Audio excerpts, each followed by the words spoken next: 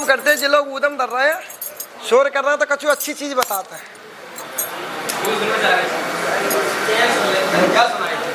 हाँ, फिर तो ऊधम नहीं धरेंगे। तो चलो एक कहानी सुनाते हैं।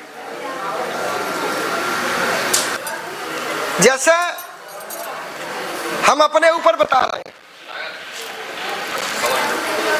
हम अपने ऊपर ऐसे बता रहे हैं, हम वही चीज बताते हैं जिसका अनुभव खुद किया हो या प्रैक्टिकल हमने खुद किया हो। जब हमारी गरीब स्थिति थी, पता हमारे पिताजी की, हमने तो इतना नहीं संघर्ष किया, पर हमारे पिताजी ने सबसे ज़्यादा संघर्ष किया है, क्योंकि ना तो उनका परिवार ने साथ दिया, ना उनके रिश्तेदार ने साथ दिया। और हमारे लिए तो हमारा परिवार भी खड़ा हुआ है, हमारे अब तो हमारे शिष्य भी इतने हैं मजबूत, तो शिष्य भी खड़े हैं, पर उनने जो संघर्ष किया है वास्तविक में उस समय पर संघर्ष करना, क्योंकि हम छोटे छोटे थे और परिवार वालों ने उन्हें निकाल दिया घर से, क्योंकि काम नहीं करेंगे तो भाई क्या करेंगे। और तो घर वाले भी परेशान, रोज की शिकायतें आती, तो घर वाले ने उन्हें निकाल दिया, घर वाले ने उन्हें निकाल दिया। तो फिर निकल के हमें लेके भैया को लेके महंगा आ गए, किराए पर रहे।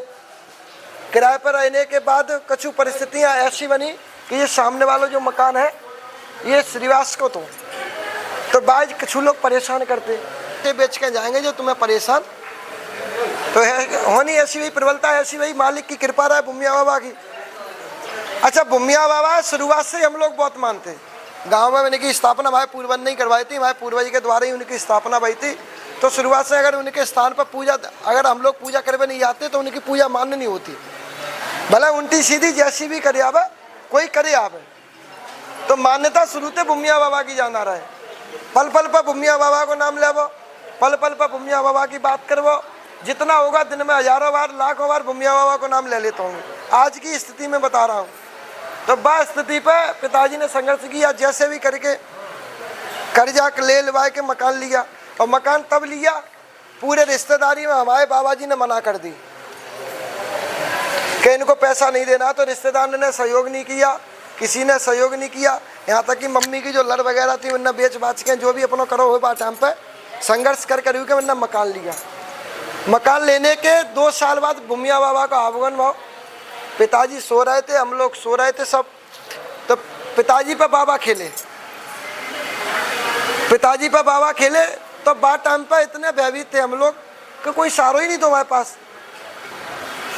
तो बाबा खेले बिन्ना की कि आज से पुर का हम बनना है, और हम गांव छोड़ के यहाँ आ रहे हैं, तो जिस जगह पर तुम भाई ईंट रख दो। अब जिस जगह दूसरे की रहा है उस समय हमारी भी नहीं रहा है, तो हमने ऐसा खाली जगह डरी थी, ऐसा कौन कि वो हमारे बाप की हमारी नहीं समझ पाए हम बात समय पर। तो हमने ईंट रख दी, ईंट रख के पूजा चालू कर दी। पूजा चालू करके 6 महीना बाद पिताजी पर बाबा पूर्ण रूप से आए, मैंने भगतई करी चालू। स्कूल खोला, स्कूल खोला, इतना स्कूल चलाते पिताजी, इतना भगतई करता है, तो दोनों काम चलता है। भगतई करने के बाद पिताजी से एक दिन बाबा बोले कि एक काम करो, अब तुम अखंड ज्योत जलाओ। कितने समय के लिए? 1 साल के लिए। तो इसका अनुभव हमने खुद किया है, 1 साल के लिए अखंड ज्योत जलाओ। बिन्नी की हम पे व्यवस्था नहीं है 10 रुपए की, हम अखंड ज्योत जलाए कहाँ से? अब भैया बुमिया बाबा ने कह दी तो जलाएंगे। जलाओ तो एक चेला 250 ग्राम घी लेके आओ। देखो प्रेरणा बनी की मालिक की, बस 250 ग्राम घी से शुरुआत भाई जला दी भैया। 1 साल का प्रण लेके पता नहीं चला 2 महीना, 4 महीना, 6 महीने तो चली। 6 महीने में तो मैं कर रही पड़ी। 6 महीने के बाद हमें नहीं पता चला कि कहाँ से कहाँ व्यवस्था बन रही थी, कहाँ से कहाँ पहुँच। आज उस अखंड ज्योत को जलते जलते 20 वर्ष के ऊपर निकल गए। पता नहीं कितने का किया, 1 वर्ष का। आज कितने वर्ष निकल गया? 20 वर्ष। 20 वर्ष से ऊपर जल रही है, अभी भी जल रही है। 20 वर्ष से बराबर अखंड ज्योत जल रही। 1 वर्ष की अखंड ज्योत जलाने के बाद नारायणी मैया का आगमन हुआ। बुमिया बाबा लेके आए नारायणी मैया।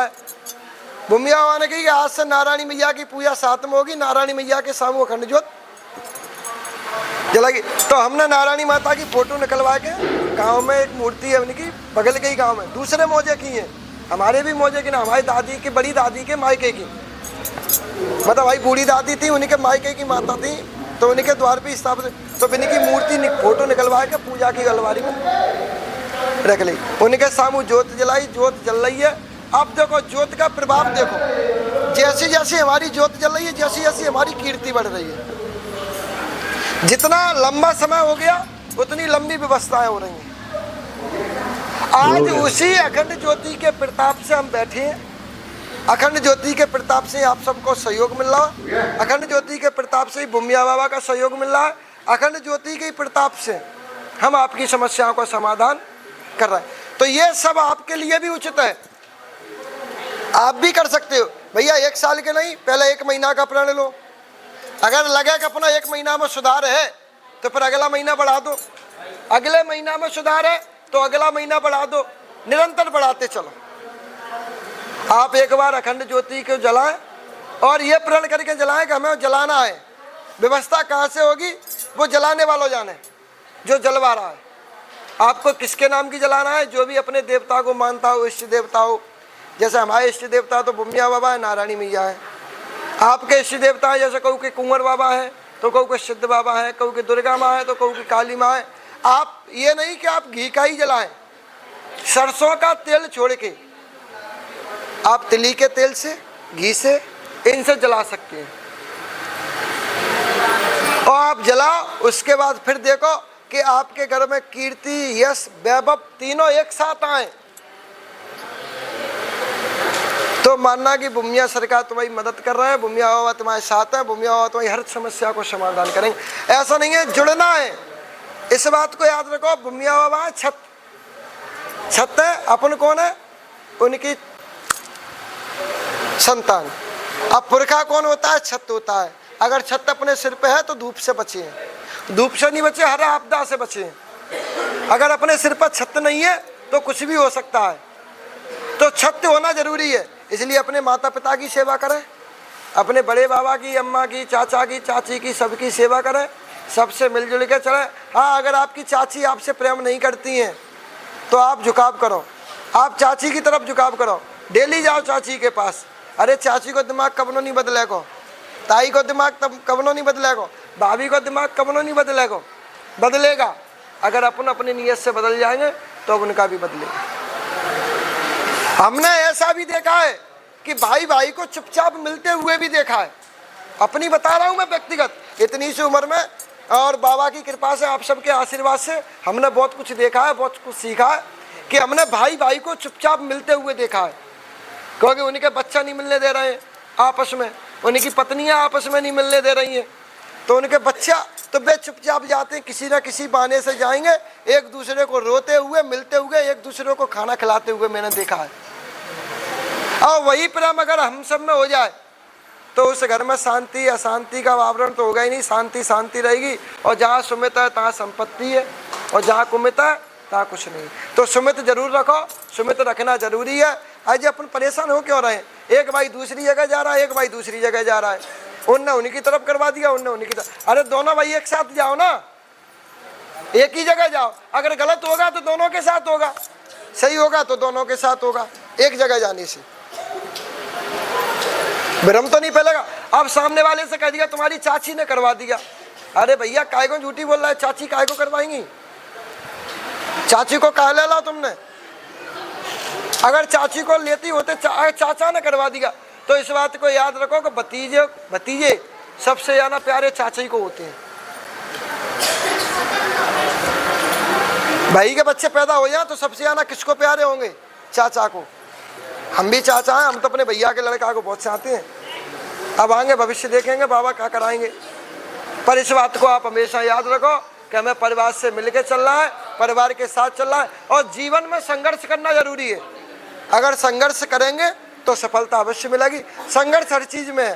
देखो हर चीज के दो पहलू हैं, सुख है तो दुख भी है,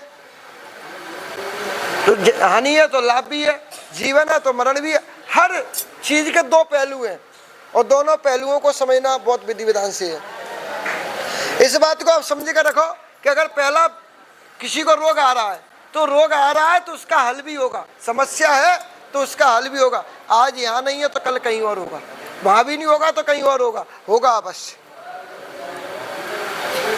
अपने अपने घर में अब अखंडी ज्योति जलानी है।